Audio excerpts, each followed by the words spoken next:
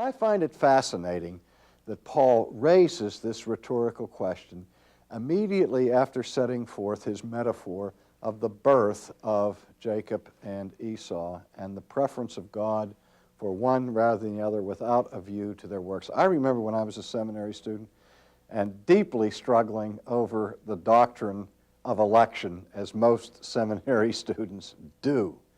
And it was just something that didn't fit with me. It didn't sit right at all to think that God dispenses his saving grace to some and not to others, and that the reason for giving some salvation and not to others doesn't rest in us, but solely in the determinate grace of God. That bothered me, because my initial response was, this just doesn't seem to be fair. And I thought, how can this be fair that God would choose to save some and not others? Now, I understood that nobody deserved salvation in the first place. And I know that if God would let the whole human race perish, he would be perfectly just so to do. And I also understood by then that the only way we could ever be saved at all was somehow by the grace of God. But I certainly didn't think it rested this heavily on the grace of God. And I thought, why would God give his grace to some people in a greater measure than he would to others? It just didn't seem fair to me.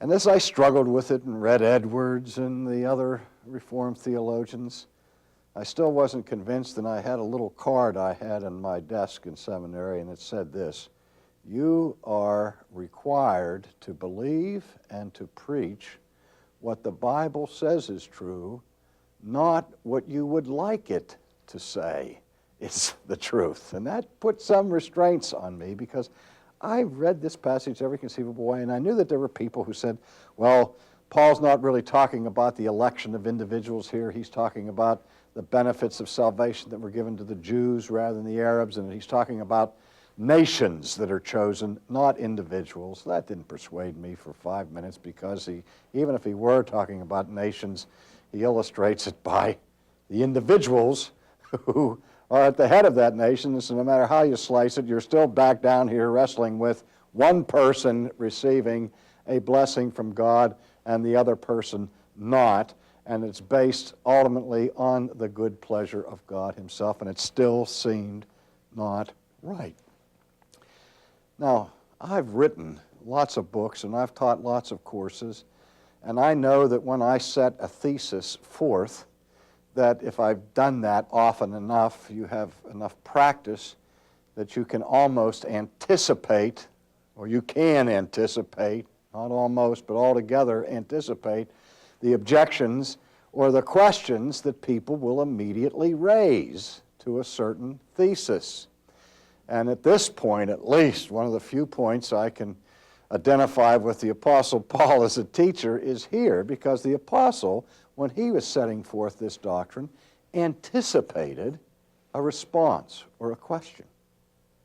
He no sooner spells out the sovereign grace that is given to Jacob over Esau, that he stops and says, what then? Is there unrighteousness in God? And one of the things that persuaded me that the Reformers had it right with respect to election was contemplating this very question. Because I thought like this, I thought, if Paul is trying to teach a semi-Pelagian or Arminian view of election, by which, in the final analysis, a person's election is based upon that person meeting some kind of condition, so that in the final analysis it's on you and what you have done, and this person hasn't done it, who would raise any objection about that's being unfair? Who would possibly raise an objection about that being involving an unrighteousness in God? That would seem manifestly fair.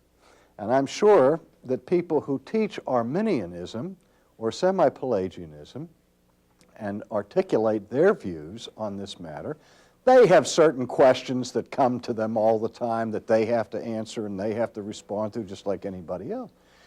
But I wonder how often people protest against their teaching by saying, that's not fair. I doubt if they've ever heard that. Or wait a minute, this means that God is unrighteous. But the apostle does anticipate that response. And what is the teaching that engenders that response? It is the teaching that election is unconditional. It's when you're teaching that election rests ultimately, exclusively on the sovereign will of God and not of the performance or actions of human beings that the protest arises. And so Paul anticipates the protest. Is there unrighteousness in God? And he answers it with the most emphatic response he can muster in the language. I prefer the translation, God forbid. Then he goes on to amplify this. For he says to Moses, I will have mercy on whomever I will have mercy, and I will have compassion on whom I will have compassion. So here the apostle is reminding people of what Moses had to declare centuries before, namely that it is God's divine right to execute executive clemency when and where he so desires it.